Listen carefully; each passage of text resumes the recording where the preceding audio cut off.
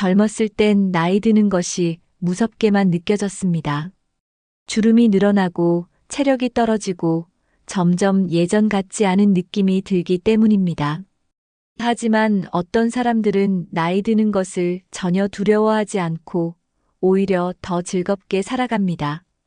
같은 나이인데도 누군가는 활기차고 누군가는 위축된 삶을 사는 차이는 어디에서 올까요? 바로 생각의 차이입니다. 나이에 대한 두려움을 극복한 사람들은 특별한 마인드를 가지고 있습니다. 생각을 바꾸고 나면 나이가 드는 것이 더 이상 두려운 일이 아닙니다. 오히려 인생이 더 자유롭고 만족스러워질 수도 있습니다. 오늘 영상에서는 나이 드는 것이 두렵지 않은 사람들의 생각과 태도를 알려드립니다. 끝까지 보시면 여러분도 나이에 대한 두려움을 없애고 더 행복한 삶을 살 수 있습니다. 한때는 나이 드는 것이 걱정이었습니다. 젊을 때 하던 일들을 못하게 될까봐 두려웠고 몸이 약해질까봐 걱정되었습니다. 하지만 생각을 바꾸고 나니 오히려 인생이 더 편안해졌습니다. 나이가 든다고 해서 인생이 끝나는 것이 아니라 새로운 시작이 될 수도 있습니다. 어떤 태도로 살아가느냐에 따라 나이 드는 과정이 즐거울 수도 힘들 수도 있습니다. 주름 하나에 속상해하기보다 지금 이 순간을 더 즐길 수 있는 방법을 찾는 것이 중요합니다. 지금까지 살아온 시간도 소중하지만 앞으로 남은 시간은 더 소중할 수 있습니다. 나이에 얽매이지 않고 자유롭게 사는 사람들은 오히려 더 젊어 보입니다.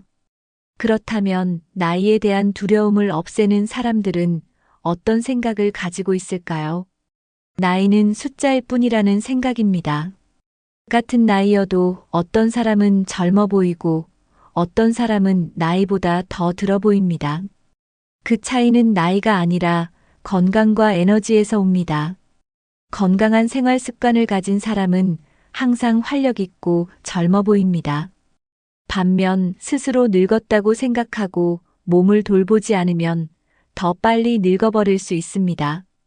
나이를 숫자로만 생각하면 한숨이 나오지만 건강을 유지하는 데 집중하면 오히려 활력이 넘칩니다. 매일 걷기, 좋은 음식 먹기, 긍정적인 마음을 가지는 것만으로도 젊음을 유지할 수 있습니다. 중요한 것은 나이가 아니라 지금 내가 얼마나 건강하고 에너지가 넘치는지입니다. 지금부터라도 몸과 마음을 건강하게 관리하면 나이에 대한 두려움은 자연스럽게 사라집니다. 그렇다면 같은 나이라도 왜 어떤 사람들은 더 행복해 보일까요? 바로 삶의 태도에 따라 모든 것이 달라지기 때문입니다.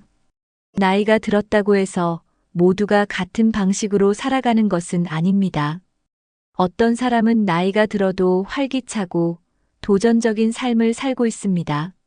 반면 어떤 사람은 자신을 늙었다고 여기며 모든 것을 포기합니다. 같은 나이라도 어떤 태도를 가지느냐에 따라 완전히 다른 인생이 펼쳐질 수 있습니다. 항상 새로운 것을 배우고 새로운 경험을 하는 사람들은 자연스럽게 젊음을 유지합니다. 하지만 변화에 소극적이고 세상이 재미없다고 느끼는 사람들은 더 빨리 노화를 경험할 수 있습니다. 결국 나이를 두려워하지 않는 방법은 삶을 대하는 태도를 바꾸는 것입니다. 현재의 나를 즐기고 남은 인생을 기대하는 태도를 가지면 나이에 대한 두려움은 사라집니다. 그렇다면 지금 이 순간을 즐기는 방법은 무엇일까요? 바로 현재에 집중하는 것입니다. 나이에 대한 걱정은 대부분 미래에 대한 불안감에서 비롯됩니다. 앞으로 몸이 더 약해지면 어쩌지 이제 예전 같지 않네라는 생각을 하면 더 늙어 보일 수 있습니다. 하지만 지금 이 순간을 즐기는 사람들은 나이를 신경 쓰지 않습니다. 현재를 충실히 살아가는 사람들은 항상 생기 있고 삶의 만족도가 높습니다. 젊었을 때보다 더 여유롭게, 더 깊이 있는 삶을 살 수 있다고 생각하면 나이 드는 것이 두렵지 않습니다. 무엇을 하든 나이에 상관없이 즐길 수 있는 것이 많습니다. 나이에 집착하지 않고 하고 싶은 일을 하면서 살아가면 오히려 시간이 더 소중하게 느껴집니다. 걱정하기보다는 오늘을 기쁘게 살고 지금 내게 주어진 것에 감사하는 것이 중요합니다. 결국 나이에 대한 두려움은 현재를 어떻게 살아가느냐에 따라 사라질 수 있습니다. 그렇다면 나이가 들수록 더 자유로워진다는 생각을 가지면 어떨까요? 나이가 들수록 좋은 점 중 하나는 남들 눈치를 볼 필요가 없어진다는 것입니다. 젊었을 때는 사회의 기준이나 주변 사람들의 시선을 많이 의식하며 살아갑니다. 하지만 나이가 들면서 내가 원하는 대로 살자라는 마음이 점점 강해집니다. 사람들은 나이에 따라 더 자신감 있고 당당하게 자기 의견을 표현할 수 있습니다. 누가 뭐라고 하든 내 방식대로 사는 자유가 생긴다는 점에서 노년은 새로운 기회로 가득한 시기입니다. 다른 사람들에게 인정받으려고 노력하기보다 스스로를 사랑하고 만족하는 태도가 중요합니다. 남들 눈치를 보지 않는 삶은 스트레스가 줄고 삶의 질을 높여줍니다. 주변 사람들의 기대에 맞추지 않아도 된다는 사실은 나이에 대한 두려움을 줄이는 강력한 방법입니다. 결국 나이 들수록 내가 선택하는 삶을 살 수 있다는 생각은 노년을 더 즐겁게 만들어줍니다. 그렇다면 나이가 들수록 하고 싶은 일을 할 수 있는 기회는 더 많아질까요? 많은 사람들이 나이가 들어서 이제 늦었어라고 말합니다.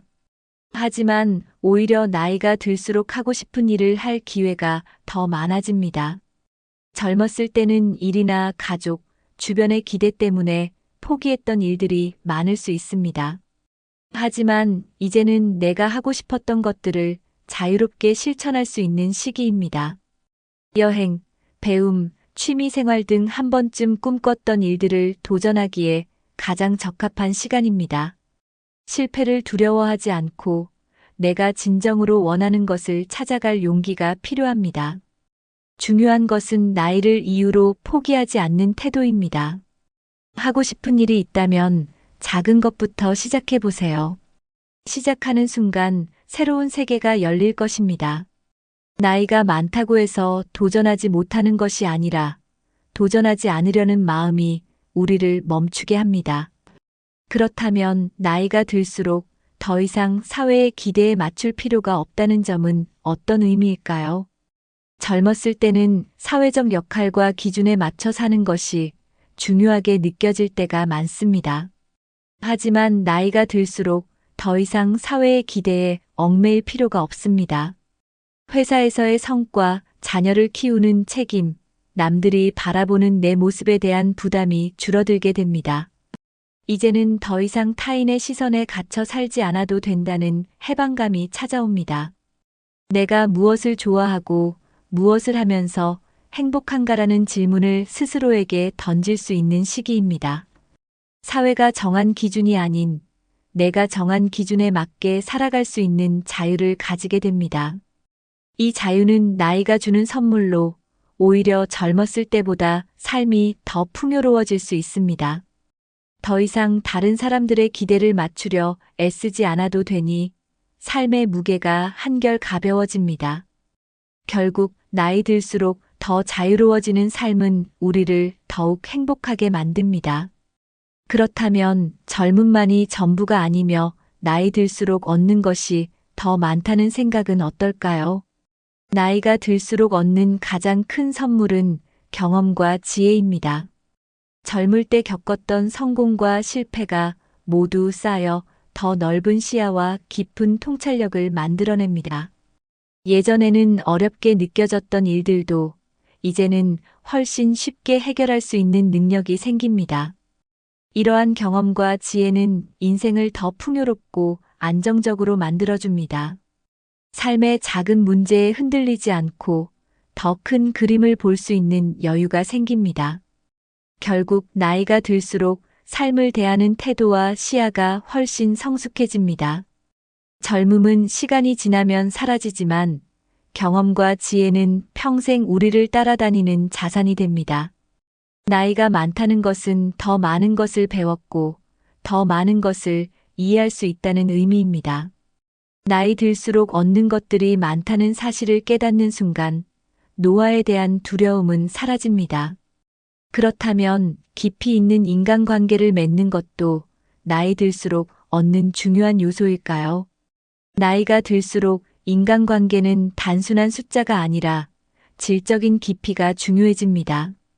젊을 때는 많은 사람들과 관계를 맺으려고 노력하지만 정작 진짜 내 사람을 찾는 것은 쉽지 않습니다. 하지만 나이가 들면서 불필요한 인간관계는 자연스럽게 정리되고 진짜 소중한 사람들과의 관계만 남게 됩니다. 이제는 억지로 관계를 유지할 필요 없이 서로 진심으로 아끼고 의지할 수 있는 사람들과 함께할 수 있습니다. 친구든 가족이든 서로 깊이 이해하고 신뢰할 수 있는 관계가 형성되면 인생은 더 행복해집니다. 젊을 때보다 대화의 깊이가 다르고 함께 나누는 시간 하나하나가 더 소중해집니다. 나이가 들었다고 해서 외롭다는 것은 사실이 아닙니다. 오히려 깊이 있는 인간관계를 맺는 기회가 많아지고 서로를 이해하고 배려하는 마음도 커집니다. 젊을 때처럼 많은 사람과 어울리지 않아도 진정한 친구 한 명만 있어도 충분히 행복할 수 있습니다. 결국 나이 들수록 인간관계가 단순해지고 깊어지면서 더 의미 있는 관계를 맺을 수 있습니다. 젊을 때는 빨리 성공해야 한다는 조급함이 있습니다. 하지만 나이가 들수록 조급함이 사라지고 삶의 본질이 보이기 시작합니다. 더 이상 무언가를 이루기 위해 불안해하지 않고 지금 내가 가진 것의 소중함을 깨닫게 됩니다. 작은 것에도 감사하는 법을 배우고 물질적인 것보다 정신적인 만족이 더 중요하다는 것을 알게 됩니다. 더 많이 가져야 행복하다는 생각에서 벗어나 지금 내 삶을 즐기는 것이 행복의 비결임을 깨닫습니다. 시간의 흐름을 자연스럽게 받아들이고 나 자신을 인정하는 태도가 생깁니다. 결국 조급함이 사라지면 삶이 더 단순해지고 여유롭고 평온해집니다. 과거를 후회하기보다 현재를 충실히 살고 미래를 기대하는 태도가 중요합니다.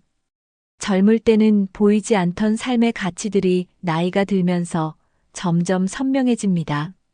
그렇다면 변화에 열린 마음을 가지면 늙지 않는 이유는 무엇일까요? 나이가 들어도 배움을 멈추지 않는 사람들은 항상 젊고 활기차게 보입니다. 새로운 것을 배우는 것이 단순한 취미가 아니라 뇌를 건강하게 유지하는 최고의 방법입니다.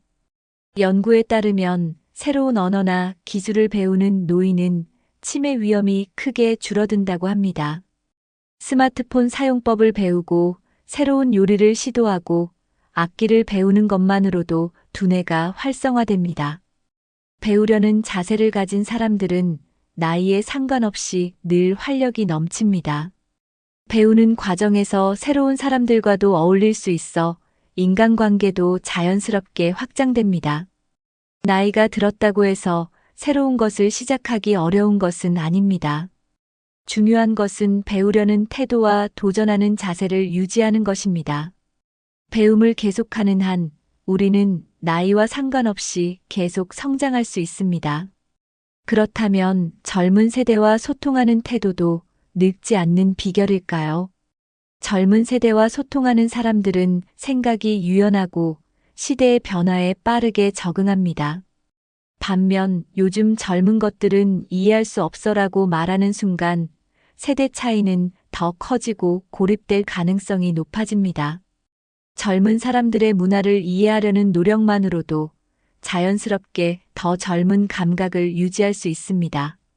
손주와 대화를 나누고 SNS를 활용하며 트렌드를 따라가는 것이 젊음을 유지하는 비결이 될 수 있습니다.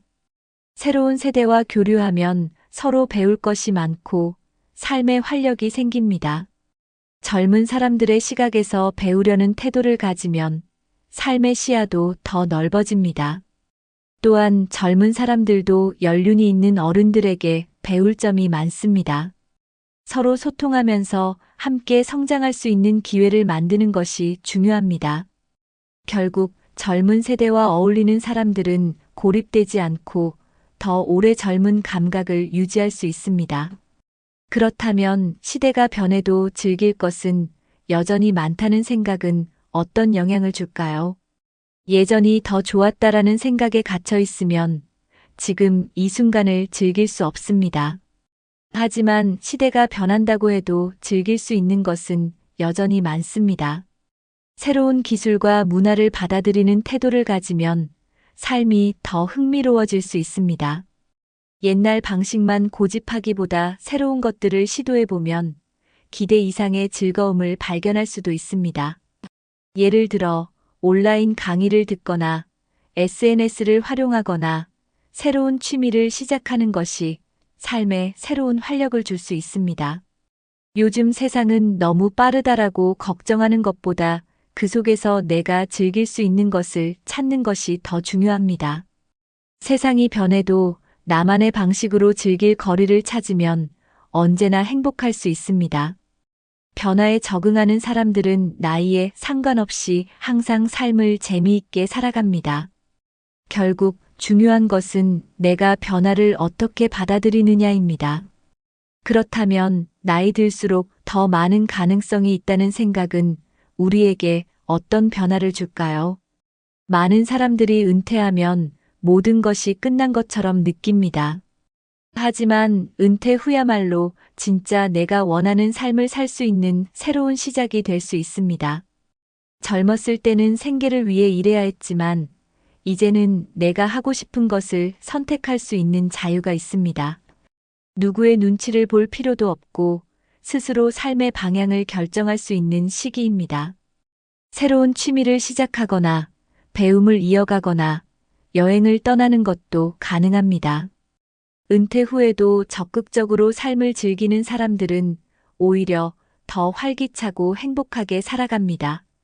반면 아무런 목표 없이 시간을 보내는 사람들은 시간이 지날수록 무료함과 외로움을 느끼게 됩니다. 은퇴가 끝이 아니라 새로운 기회라는 생각을 가지면 나이에 대한 두려움이 사라지고 기대가 생깁니다. 결국 은퇴 후의 삶을 어떻게 바라보느냐에 따라 노년이 황금기가 될 수도 있고 외로운 시간이 될 수도 있습니다. 그렇다면 하고 싶었던 것을 시작하기에 가장 좋은 시기는 언제일까요? 많은 사람들이 지금 시작하기에는 너무 늦었어라고 말합니다. 하지만 하고 싶은 일을 시작하기에 가장 좋은 순간은 바로 지금입니다. 나이가 들었다고 해서 배우고 도전하는 것이 불가능한 것은 아닙니다. 오히려 나이가 들수록 더 여유롭게 하고 싶은 것들을 실천할 수 있습니다. 예를 들어 그림을 배우거나 악기를 연주하거나 글을 쓰는 것도 새로운 도전이 될 수 있습니다. 젊었을 때 하지 못했던 꿈을 이제는 부담 없이 즐길 수 있는 기회입니다. 무엇이든 시작하는 순간이 가장 젊은 순간입니다. 중요한 것은 늦었다라고 생각하는 것이 아니라 지금부터라도 한 걸음 내디디는 것입니다. 하고 싶은 일을 미루지 않고 도전하는 태도가 더 젊고 활기찬 삶을 만들어줍니다. 그렇다면 인생에서 가장 소중한 것은 결국 무엇일까요? 젊었을 때는 가족, 직장, 사회적 역할 등 나보다 남을 먼저 챙겨야 할 일이 많습니다. 하지만 나이가 들수록 이제는 오롯이 나 자신을 위한 시간을 보낼 수 있습니다. 내 취향을 찾고 내가 좋아하는 것을 하면서 진짜 나를 알아가는 시간이 됩니다. 더 이상 누구를 위해 희생하지 않아도 되고 나를 위한 선택을 할 수 있는 자유가 있습니다. 이런 시간이야말로 인생에서 가장 소중한 시기일 수 있습니다. 나를 위해 투자하고 나를 돌보는 것이 절대 이기적인 것이 아닙니다. 오히려 나 자신을 아끼고 사랑하는 태도가 더 건강하고 행복한 노후를 만들어줍니다.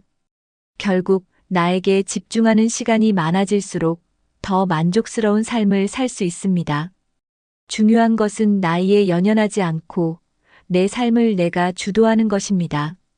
그렇다면 지금까지 이야기한 내용을 정리하며 나이 드는 것이 두렵지 않은 이유를 다시 한번 짚어볼까요? 오늘 영상에서는 나이에 대한 두려움을 없애는 생각의 변화에 대해 이야기해 보았습니다. 나이는 숫자일 뿐 건강과 에너지가 더 중요하다는 점을 강조했습니다. 또한 나이가 들수록 더 자유로워지고 내가 원하는 삶을 선택할 수 있다는 점도 중요한 포인트였습니다. 젊음만이 전부가 아니며 나이가 들수록 얻는 것이 더 많아진다는 사실도 깨달았습니다. 그리고 변화에 열린 마음을 가지면 절대 늙지 않는다는 점도 강조했습니다. 마지막으로 나이 드는 것이 끝이 아니라 또 다른 새로운 시작이 될 수 있다는 생각이 중요했습니다. 여러분은 오늘 소개해드린 내용 중에서 가장 공감되는 부분이 있었나요? 혹시 지금이라도 바꾸고 싶은 생활 습관이나 생각이 있다면 댓글로 남겨주세요. 이 영상이 도움이 되셨다면 가족, 친구들과 공유해서 함께 긍정적인 변화를 만들어 보세요. 앞으로도 건강하고 행복한 삶을 위한 유익한 정보를 계속 전해드리겠습니다. 영상이 유익하셨다면 구독과 좋아요, 알림 설정 잊지 마세요. 나이는 숫자일 뿐 어떻게 살아가느냐가 더 중요합니다. 오늘도 행복한 하루 보내세요. 감사합니다.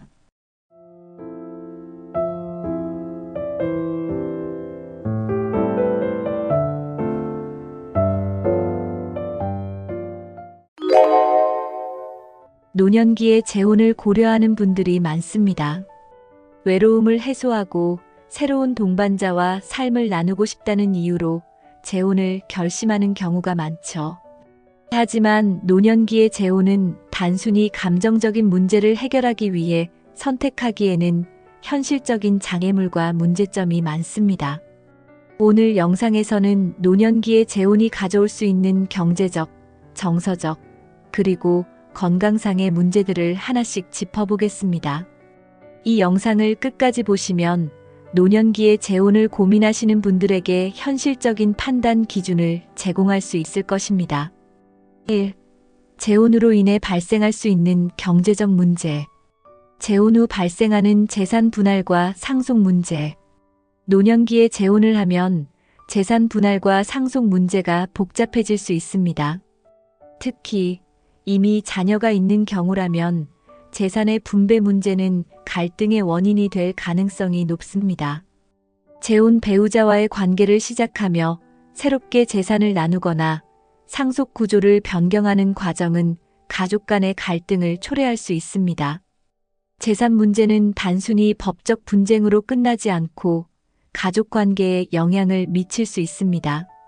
자녀들은 부모의 재혼으로 인해 자신들이 상속받을 자산이 줄어들 것이라는 불안감을 느낄 수 있습니다.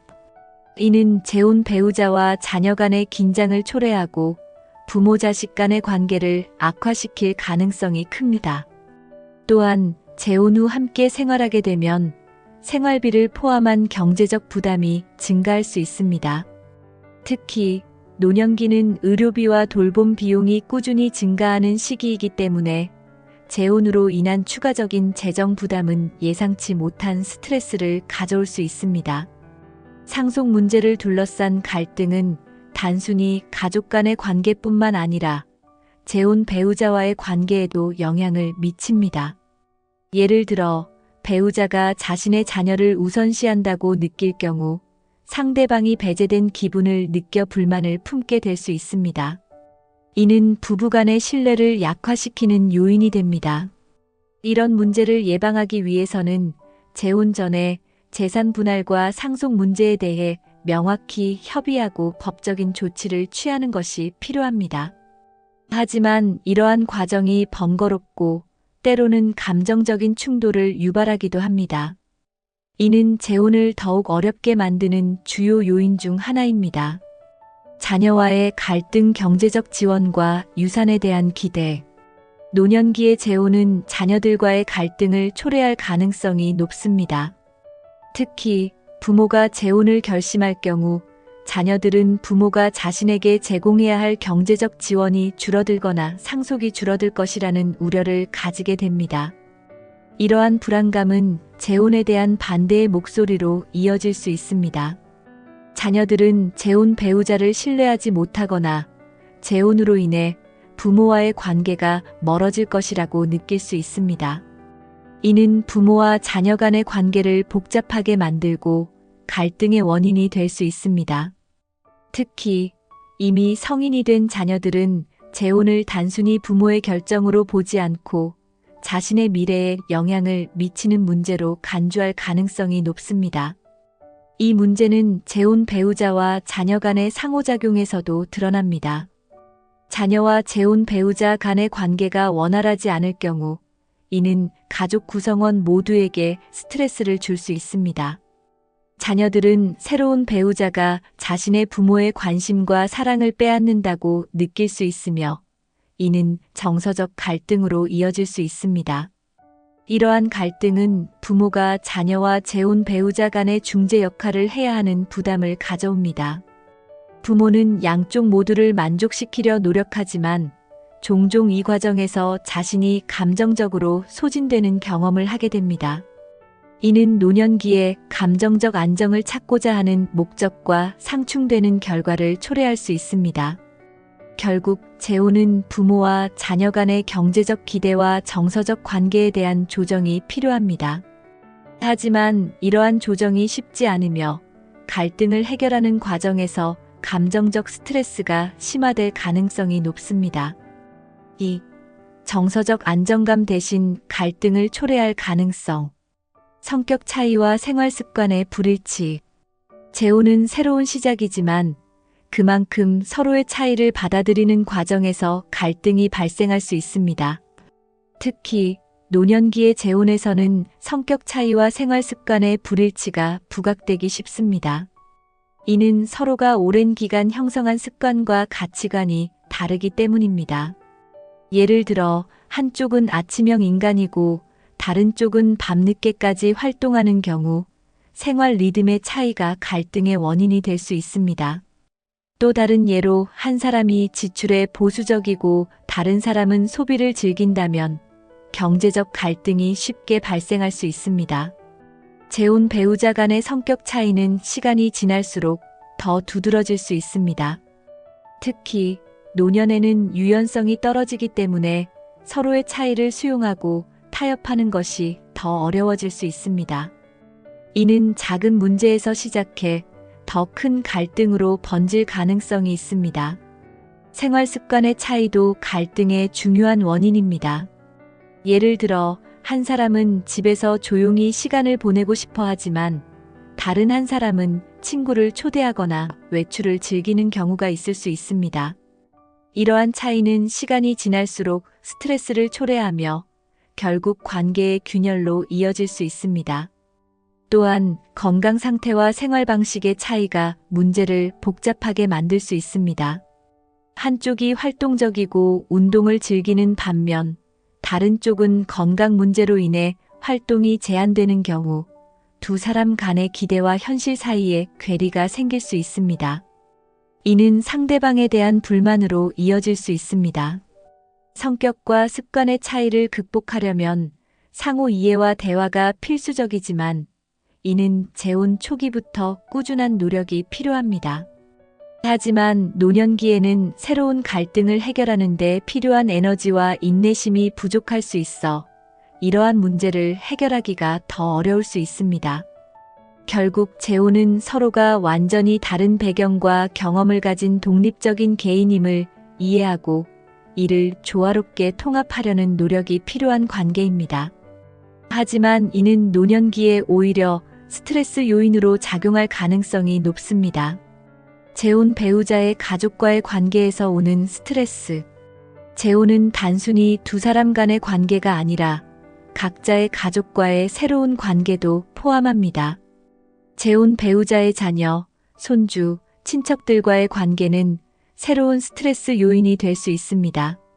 특히 배우자의 가족이 재혼을 반대하거나 불편해하는 경우 갈등의 가능성은 더욱 커집니다. 배우자의 자녀들이 재혼에 부정적인 태도를 보일 경우 이는 부부 사이에도 영향을 미칩니다. 자녀들과의 갈등은 재혼 배우자가 가족의 일원이 아니라는 느낌을 받을 수 있으며 이는 관계의 안정성을 약화시킬 수 있습니다. 또한 배우자의 가족이 금전적 또는 정서적 도움을 요청하는 경우 본인의 자녀들과의 형평성 문제가 대두될 수 있습니다. 이는 가족 간의 불화로 이어질 가능성이 있으며 배우자와의 신뢰에도 악영향을 미칠 수 있습니다. 재혼 배우자의 가족과의 관계에서 스트레스를 줄이기 위해서는 관계의 경계를 명확히 하고 소통을 통해 이해를 높이는 노력이 필요합니다. 하지만 이러한 노력이 항상 성공적인 결과를 가져오지는 않으며 오히려 문제를 더욱 복잡하게 만들 수 있습니다. 결론적으로 재혼은 두 사람 간의 관계만으로 끝나는 것이 아니라 가족과의 관계를 새롭게 구축하는 과정도 포함합니다.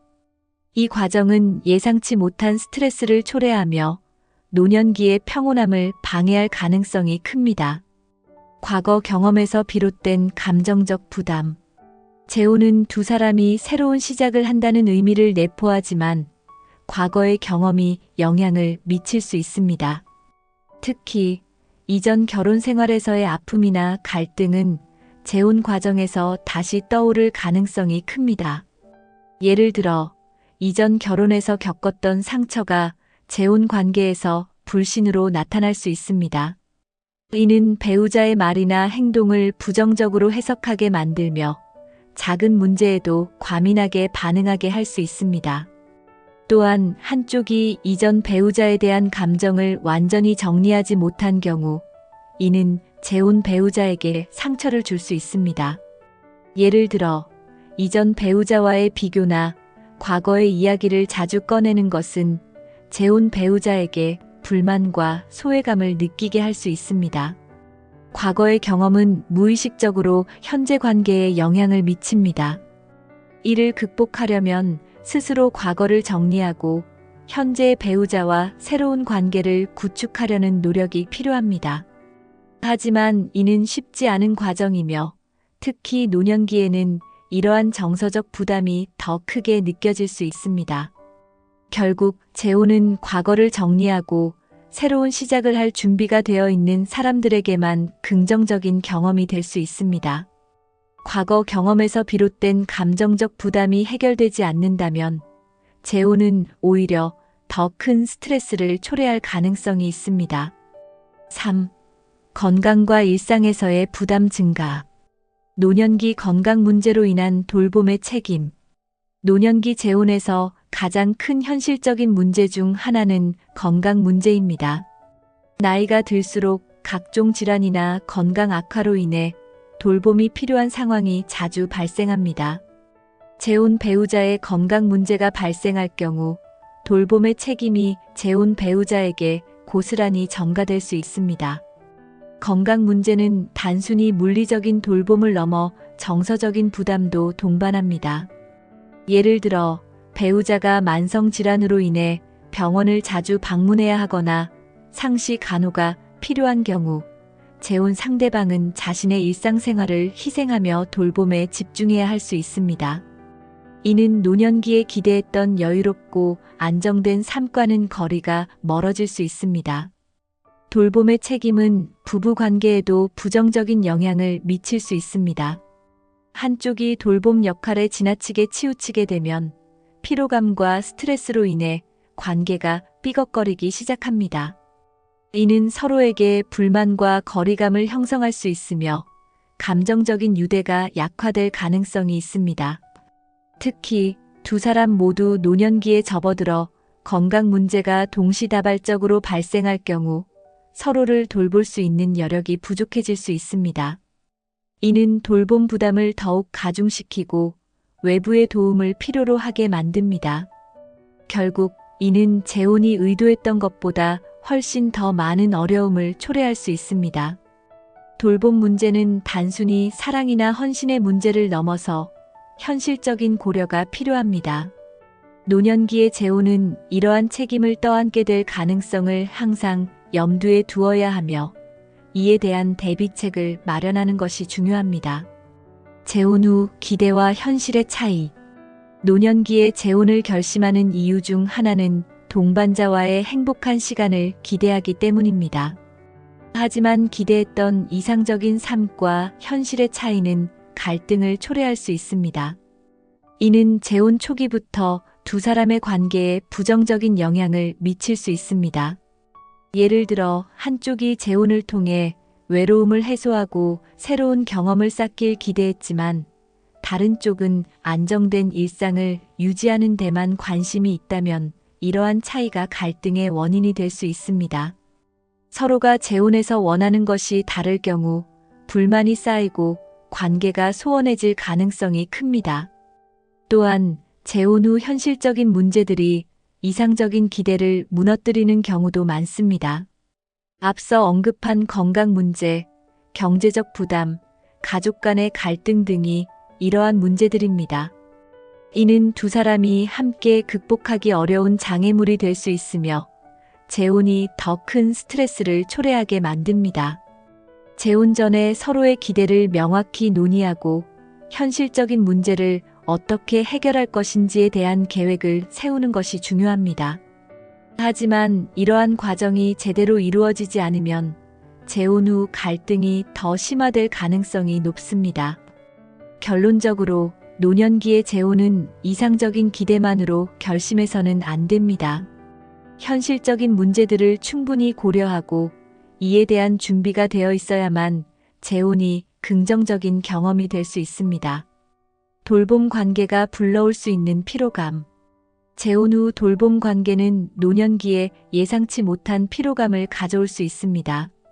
특히 배우자가 신체적 또는 정신적으로 도움을 필요로 하는 경우 한쪽이 돌봄 역할에 치우치게 되면 관계의 균형이 깨질 수 있습니다. 돌봄은 단순히 시간과 에너지를 소비하는 것뿐만 아니라 정서적으로도 큰 부담이 됩니다.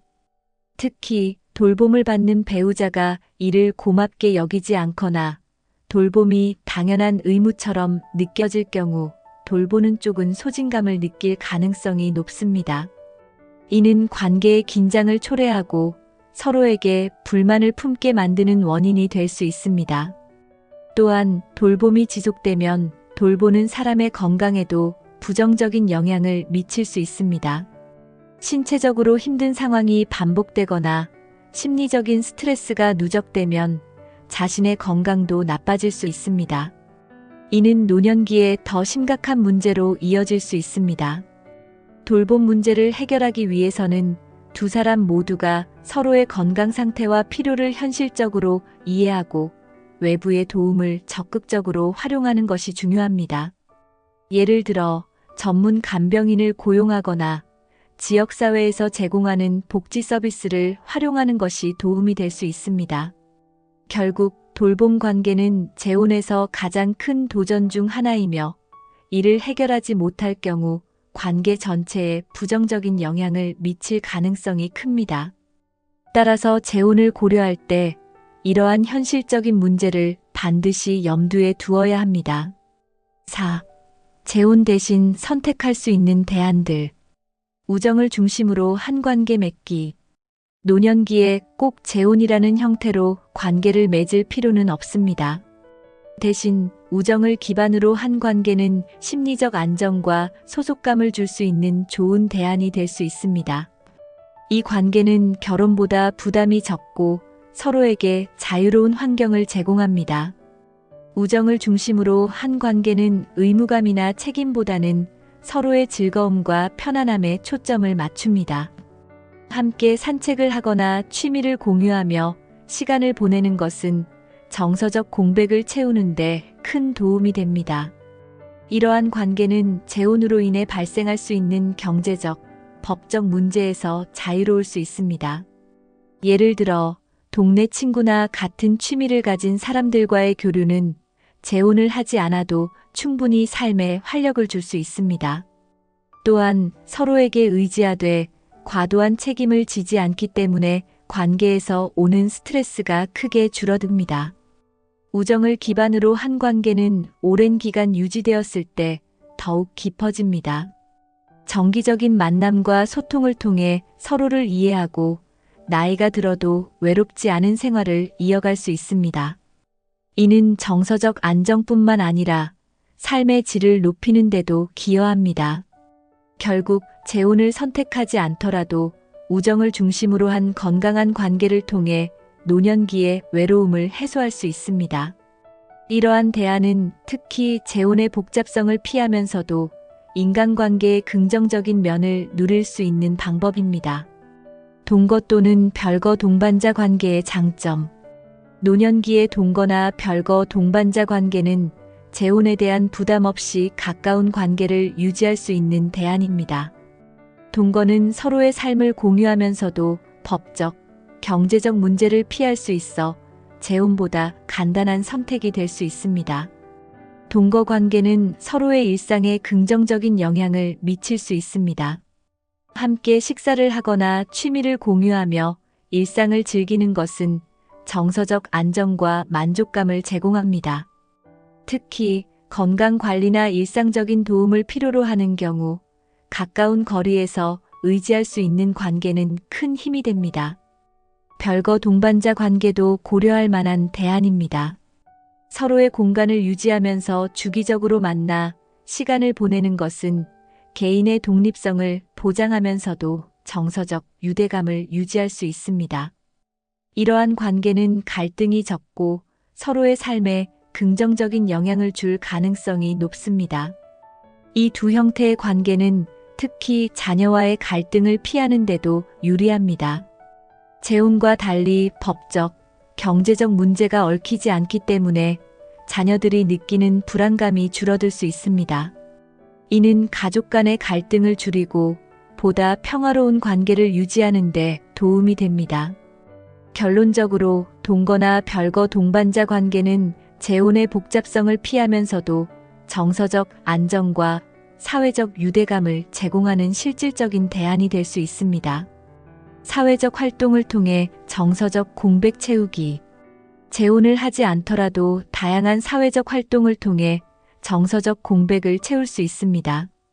자원봉사, 동호회, 지역 커뮤니티 활동에 참여하면 새로운 사람들과의 관계를 형성하며 삶에 활력을 더할 수 있습니다.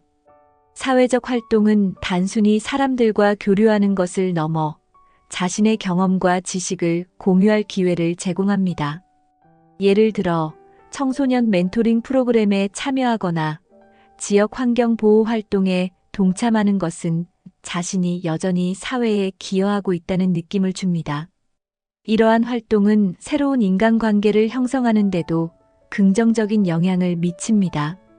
특히 공통의 관심사를 가진 사람들과의 교류는 깊은 유대감을 형성하는 데 효과적입니다.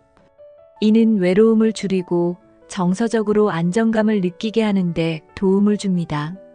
사회적 활동은 또한 자신의 건강에도 긍정적인 영향을 미칩니다. 활동적으로 사람들과 어울리다 보면 신체적으로도 더 활발하게 움직이게 되고 정신적으로도 긍정적인 변화를 경험할 수 있습니다. 이는 노년기의 우울감을 예방하고 삶의 질을 향상시키는 데 큰 도움이 됩니다. 결국 재혼이 아니더라도 사회적 활동을 통해 정서적 안정과 만족감을 얻을 수 있습니다. 이는 법적, 경제적 부담 없이 노년기를 더 풍요롭게 만들어줄 수 있는 대안입니다. 5. 재혼을 고려할 때 반드시 생각해야 할 점들. 경제적 안정과 법적 문제의 사전 확인.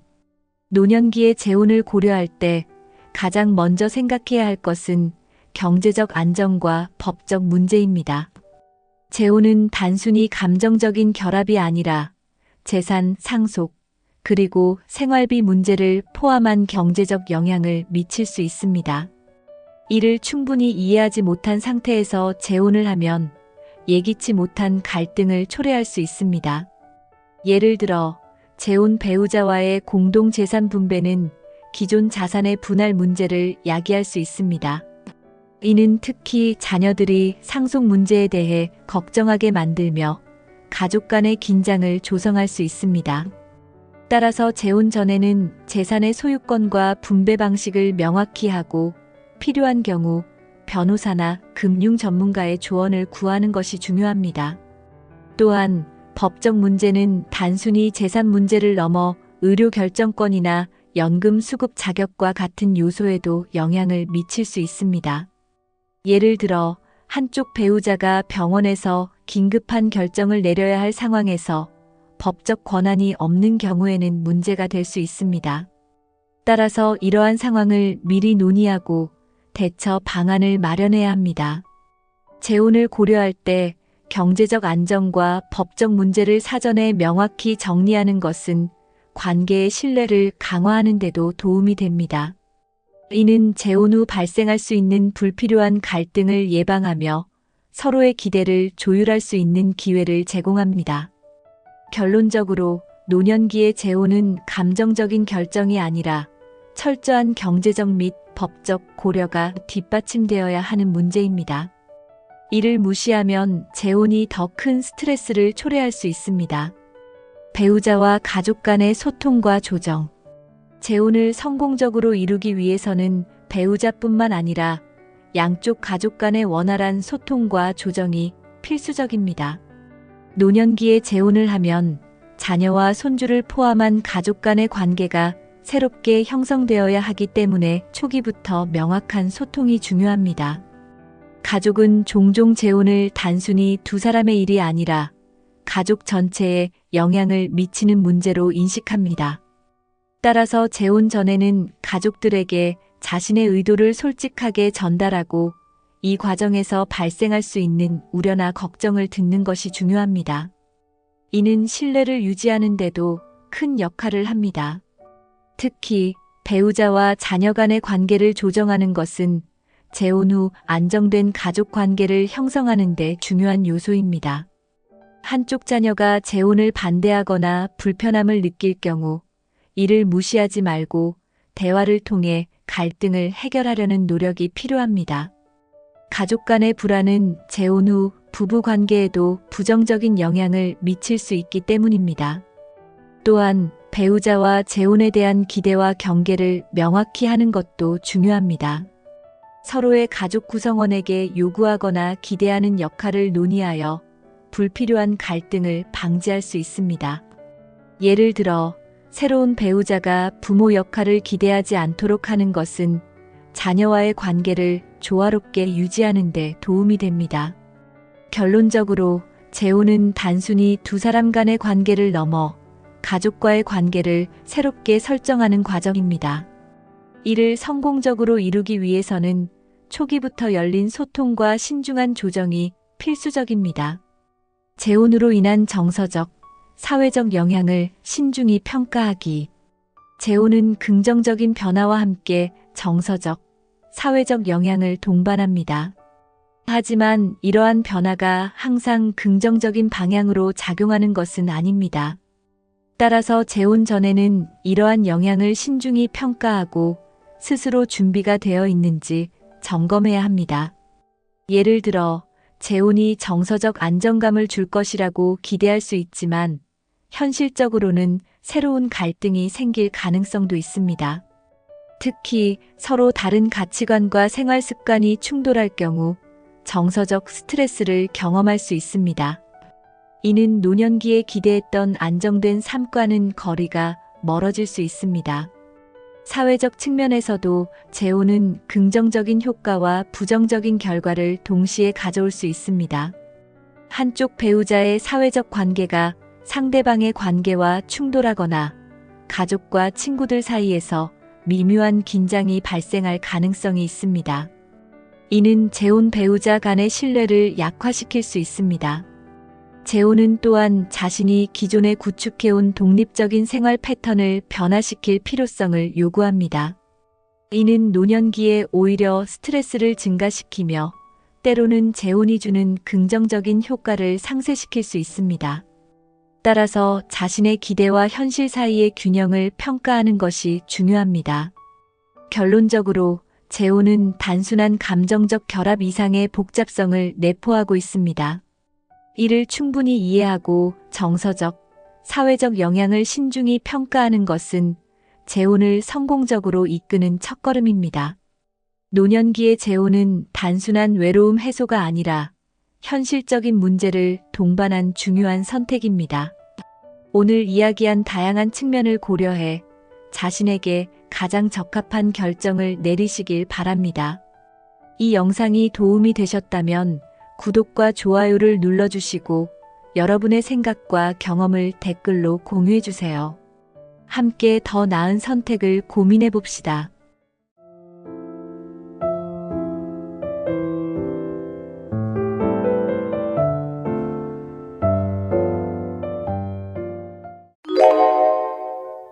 운동은 건강을 유지하는 데 필수적입니다. 그러나 나이가 들수록 몸이 변하기 때문에 어떤 운동이든 무조건 좋은 것은 아닙니다. 특히 60대 이후에는 특정 운동이 오히려 몸에 해를 끼칠 수 있습니다. 관절 손상, 근육 부상, 심혈관 부담과 같은 문제를 유발할 수 있죠. 오늘 영상에서는 60대부터 피해야 할 운동과 더 안전하게 대체할 수 있는 운동을 알아봅니다. 지금부터 올바른 운동법을 배워서 건강한 노후를 함께 준비해 보세요. 끝까지 시청하시면 안전하고 효과적인 운동 계획을 세우는데 큰 도움이 되실 겁니다. 1. 60대 이후 운동 시 주의해야 할 신체적 변화. 관절과 연골의 약화. 잘못된 운동이 관절을 손상시키는 이유. 나이가 들면 관절과 연골이 점차 약해지면서 충격을 흡수하는 능력이 감소합니다. 이로 인해 관절은 작은 충격에도 쉽게 손상될 수 있습니다. 특히 무릎 관절과 고관절은 체중을 지탱하는 역할을 하기 때문에 더욱 취약합니다. 과도한 하중이 가해지는 운동을 반복하면 관절염과 같은 질환의 위험이 높아집니다. 점프나 달리기처럼 관절에 반복적인 충격을 주는 운동은 특히 위험할 수 있습니다. 이러한 운동은 연골을 더 빠르게 마모시키고 관절 주위 조직의 염증을 유발할 가능성이 있습니다. 따라서 관절의 부담을 줄이는 운동을 선택하는 것이 중요합니다. 또한 관절이 약해지면 부상의 회복 속도도 느려지게 됩니다. 이는 한 번의 부상이 장기적인 문제로 이어질 가능성을 높입니다. 이를 예방하기 위해 관절 강화 운동을 병행하고 무리가 가지 않는 범위 내에서 운동 강도를 조절하는 것이 필요합니다. 결론적으로 관절은 나이에 따라 자연스럽게 약해지지만 적절한 관리와 운동 선택으로 손상을 예방할 수 있습니다. 관절을 보호하는 운동을 통해 건강한 노년기를 유지하세요. 근육량 감소와 유연성 저하로 인한 부상 위험. 60대가 되면 근육량이 줄어들고 유연성이 감소하면서 운동 중 부상의 위험이 증가합니다. 이는 자연스러운 노화 과정의 일부로 근육이 신체를 지탱하고 움직임을 지원하는 능력이 약화되기 때문입니다. 무리한 운동은 근육과 힘줄의 과도한 긴장을 유발하며 부상을 초래할 수 있습니다. 특히 중량을 사용하는 운동이나 갑작스러운 움직임이 필요한 운동은 근육 부상의 주요 원인입니다. 근육이 약해지면 신체를 안정적으로 지지하기 어려워지고 균형 감각도 저하될 수 있습니다. 이는 낙상의 위험을 높이는 요인이 됩니다. 유연성 저하도 문제입니다. 관절과 근육의 유연성이 부족하면 운동 범위가 제한되며 이는 부상을 유발할 가능성을 높입니다. 스트레칭이나 유연성 운동이 부족한 상태에서 격렬한 운동을 하면 근육이 찢어지거나 관절이 손상될 위험이 있습니다. 근육량 감소와 유연성 저하를 보완하려면 저항 운동과 유연성 강화 운동을 꾸준히 병행하는 것이 중요합니다. 무리하지 않는 강도의 운동을 선택하고 운동 전후로 충분한 스트레칭을 통해 근육을 준비시키세요. 이를 통해 부상을 예방하고 안정적인 신체 상태를 유지할 수 있습니다. 2. 60대부터 피해야 할 운동 종류. 과도한 중량을 다루는 웨이트 트레이닝의 위험성. 웨이트 트레이닝은 근육을 강화하는 데 효과적이지만 60대 이후에는 과도한 중량을 사용하는 것은 피해야 합니다. 무거운 중량은 관절과 힘줄에 과도한 압력을 가해 손상을 초래할 수 있습니다. 특히 무릎, 어깨, 허리와 같은 부위는 부상의 위험이 높아집니다. 초보자일수록 중량을 과도하게 설정하면 운동 중 자세가 무너질 가능성이 큽니다. 잘못된 자세로 무거운 중량을 들면 허리 디스크나 근육 파열 같은 심각한 부상을 입을 수 있습니다. 또한 중량을 다루는 동안 균형을 잃으면 낙상의 위험이 커질 수 있습니다. 중량을 다룰 때 생길 수 있는 또 다른 문제는 과도한 긴장 상태입니다. 중량을 들기 위해 근육을 과도하게 긴장시키면 혈압이 급격히 상승할 수 있고 이는 심혈관계 건강에 악영향을 미칠 수 있습니다. 특히 고혈압이나 심장 질환이 있는 분들에게는 위험한 상황을 초래할 수 있습니다. 이와 같은 이유로 웨이트 트레이닝을 할 때는 적정한 중량을 선택하고 올바른 자세를 유지하는 것이 필수적입니다. 하지만 60대 이후에는 이러한 운동보다 저강도의 저항 밴드나 가벼운 덤벨을 사용하는 방식으로 대체하는 것이 더 안전합니다. 전문가와 상의하여 자신의 신체 상태에 맞는 프로그램을 설계하는 것이 좋습니다. 또한 웨이트 트레이닝을 피하기 어려운 경우 관절 보호대를 착용하거나 웜업 운동을 통해 부상을 예방하는 것도 방법입니다. 하지만 과도한 중량은 되도록 피하고 무리가 가지 않는 수준에서 운동을 진행하는 것이 가장 안전합니다. 결론적으로 중량 운동은 강력한 운동 효과를 제공할 수 있지만 나이가 들수록 그 위험성을 고려해야 합니다. 관절과 근육을 보호하면서 안전하게 운동하는 방법을 선택하세요. 관절에 부담을 주는 고강도 점프와 달리기. 60대 이후에는 점프와 달리기와 같은 고강도 운동을 피하는 것이 중요합니다. 이 운동들은 무릎, 발목, 고관절 등 체중을 지탱하는 관절에 과도한 충격을 줍니다. 특히 관절염이나 연골 손상이 있는 경우 이러한 운동은 상태를 악화시킬 수 있습니다. 달리기는 심폐 건강에 좋다고 알려져 있지만 나이가 들수록 관절에 미치는 부정적인 영향을 무시할 수 없습니다. 마찬가지로 점프 동작이 포함된 에어로빅 운동은 순간적으로 관절에 큰 충격을 주어 부상을 유발할 위험이 있습니다. 고강도 운동은 근육 피로를 빠르게 유발하며 관절 주변의 조직이 약화된 상태에서 이를 반복하면 회복 속도도 느려집니다. 이로 인해 일상적인 움직임에서도 통증이 느껴질 수 있습니다. 특히 무릎이나 발목 부상은 한번 생기면 치료와 회복에 오랜 시간이 걸리므로 예방이 최선입니다. 관절을 보호하면서 운동 효과를 누리기 위해 낮은 강도의 걷기나 고정식 자전거 타기를 대안으로 선택할 수 있습니다. 이런 운동들은 심폐 건강을 유지하면서도 관절에 부담을 주지 않습니다. 또한 수영과 같은 저충격 운동은 관절 건강을 유지하며 근육을 강화하는 데 탁월한 선택입니다. 결국 점프와 달리기 같은 고강도 운동은 60대 이후에는 피해야 하며 더 안전한 대안을 통해 건강한 운동 루틴을 만들어야 합니다. 지나치게 긴 시간 동안 지속되는 유산소 운동. 유산소 운동은 심혈관 건강에 긍정적인 영향을 주지만 지나치게 긴 시간 동안 지속하면 오히려 건강을 해칠 수 있습니다. 장시간 운동은 근육과 관절의 피로를 증가시키고 체내 염증 반응을 유발할 수 있습니다. 이는 노년기에 흔히 발생하는 만성 통증을 악화시킬 위험이 있습니다. 60대 이후에는 유산소 운동의 강도뿐만 아니라 지속 시간도 중요합니다. 3040분 정도의 적당한 유산소 운동이 가장 이상적이며 그 이상의 시간은 몸에 과도한 스트레스를 줄 수 있습니다. 특히 과도한 유산소 운동은 심장에 무리를 줄 가능성이 있어 기존 심혈관 질환이 있는 분들에게는 더욱 주의가 필요합니다. 장시간 유산소 운동은 에너지 고갈을 초래해 일상생활에서 피로감을 느끼게 할 수 있습니다. 또한 장시간 달리기나 사이클링은 특정 관절에 반복적인 스트레스를 가해 부상의 위험을 높입니다. 이러한 위험을 줄이기 위해 운동 시간을 적절히 조정하고 중간에 휴식을 취하는 것이 중요합니다. 대신 짧고 효율적인 인터벌 운동이나 가벼운 유산소 운동을 추천합니다.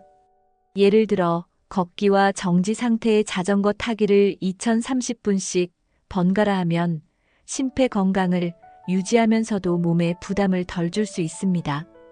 운동 후에는 반드시 스트레칭으로 몸을 이완시켜 근육과 관절을 보호하세요. 결론적으로 유산소 운동은 지나치지 않은 범위에서 꾸준히 실천하는 것이 60대 이후 건강을 유지하는 데 가장 효과적입니다. 3. 운동 대체 방법 안전하고 효과적인 운동 추천. 관절 보호를 위한 수영과 아쿠아로빅. 수영은 관절에 부담을 주지 않으면서도 전신을 사용하는 유산소 운동입니다. 물속에서 몸이 떠오르는 부력은 체중으로 인한 관절의 압박을 줄여주며 부상의 위험 없이 운동 효과를 극대화할 수 있습니다. 특히 관절염이나 관절 손상이 있는 분들에게는 가장 추천되는 운동입니다. 수영은 심폐 건강을 향상시키고 근력을 강화하며 유연성을 증가시키는 데 탁월합니다. 자유형, 배영, 평영과 같은 다양한 수영법을 번갈아 가며 하면 몸의 여러 근육을 골고루 단련할 수 있습니다. 또한 물속에서 운동하면 몸이 시원하게 느껴져 더운 날씨에도 운동하기에 쾌적합니다. 아쿠아로빅은 물속에서 하는 유산소 운동으로 수영이 어려운 사람들에게 좋은 대안입니다. 물의 저항을 활용해 근육을 강화하고 심혈관 운동 효과를 누릴 수 있습니다. 동시에 물속 운동은 관절과 근육에 가해지는 충격을 최소화하기 때문에 부상의 위험이 적습니다. 수영장에서는 그룹 수업이나 개인 운동으로 진행할 수 있으며 이를 통해 다른 사람들과 교류하며 운동하는 재미를 더할 수 있습니다. 이런 방식은 사회적 활동을 겸할 수 있어 정서적 안정에도 도움을 줍니다. 결론적으로 수영과 아쿠아로빅은 60대 이후 건강을 유지하는 데 이상적인 선택입니다. 관절과 근육을 보호하면서도 전신 건강을 증진시킬 수 있는 이 운동을 일상에 포함해 보세요. 근육 강화와 유연성을 동시에 잡는 필라테스와 요가. 필라테스와 요가는 나이가 들수록 중요해지는 근력과 유연성을 동시에 강화할 수 있는 운동입니다. 필라테스는 몸의 중심 근육을 강화하며 균형 감각과 자세를 개선하는 데 초점을 맞춥니다. 특히 허리나 복부 근육을 강화해 낙상을 예방하는 데 효과적입니다. 요가는 심신의 안정과 함께 유연성을 높여줍니다. 요가 동작을 통해 근육과 관절의 움직임 범위를 넓힐 수 있으며 동시에 스트레스를 줄이는 데도 도움을 줍니다. 명상과 호흡 운동이 병행되므로 심리적 안정감도 얻을 수 있습니다. 이 운동들은 과격하지 않아 60대 이후에도 부담 없이 시작할 수 있습니다. 또한 자신의 신체 상태에 맞춰 동작의 난이도를 조절할 수 있어 부상의 위험이 적습니다. 꾸준히 실천하면 유연성과 근력이 개선되면서 일상적인 움직임이 더 편안해지는 것을 느낄 수 있습니다. 필라테스와 요가는 집에서도 쉽게 따라 할 수 있는 동영상 자료나 온라인 수업을 통해 배울 수 있습니다. 하지만 처음 시작할 때는 전문가의 도움을 받아 올바른 자세와 기술을 익히는 것이 중요합니다.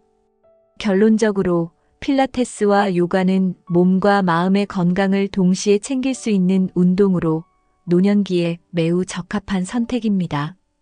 꾸준히 실천해 건강하고 유연한 몸을 만들어 보세요. 걷기와 낮은 강도의 고정식 자전거 운동. 걷기는 가장 간단하면서도 효과적인 운동 중 하나입니다. 하루 30분씩 꾸준히 걷는 것만으로도 심폐 기능을 개선하고 관절에 가해지는 부담 없이 근육을 강화할 수 있습니다. 특히 천천히 걷거나 빠르게 걷는 속도를 번갈아 가며 운동하면 운동 효과를 극대화할 수 있습니다. 고정식 자전거는 관절에 부담을 주지 않으면서도 하체 근력을 강화하는 데 효과적입니다. 고정된 상태에서 운동하므로 낙상의 위험이 적으며 자신의 체력에 맞게 저항을 조절할 수 있어 안전합니다. 심혈관 운동으로도 적합하며 칼로리를 효과적으로 소모할 수 있습니다. 걷기와 자전거 운동은 실외와 실내에서 모두 가능하다는 장점이 있습니다. 실외에서 걷기는 자연을 즐기며 운동할 수 있는 기회를 제공하며 실내 자전거는 날씨와 상관없이 꾸준히 운동할 수 있는 방법입니다. 또한 무릎 관절에 무리를 주지 않으면서 꾸준히 실행할 수 있는 운동으로 추천됩니다. 이 두 가지 운동은 스트레스 해소에도 도움을 줍니다. 규칙적으로 실행하면 건강뿐만 아니라 정서적 안정감까지 얻을 수 있습니다.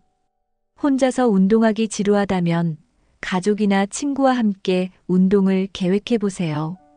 결론적으로 걷기와 고정식 자전거 운동은 60대 이후 건강을 유지하고 관절과 근육을 보호하며 삶의 질을 높이는 데 가장 이상적인 선택입니다. 4. 운동 전후 꼭 지켜야 할 사항.